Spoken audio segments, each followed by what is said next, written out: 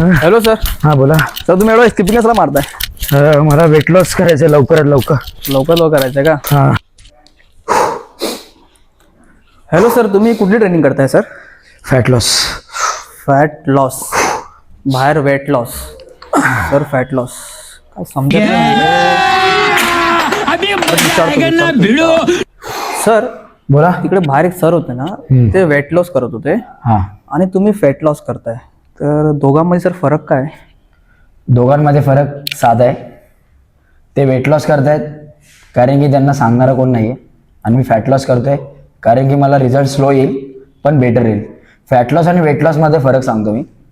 Weight लॉसमध्ये तुमचा water level आणि muscle loss होतो, आणि फॅट लॉसमध्ये फक्त फॅट लॉस होतो.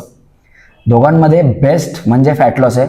थोडा स्लो रिझल्ट भेटेल पण फॅट लॉस बेटर राहील. कारण की सांगतो, फॅट लॉसमध्ये तुमचा मेटाबॉलिझम चांगला राहील आणि तुमची बॉडी चांगली शेपमध्ये दिसेल, आणि दुसरी गोष्ट तुमचा परफॉर्मन्स पण चांगला वाढेल आणि तुम्ही इंच लॉस दिसाल आणि टोनिंग दिसेल बॉडीला.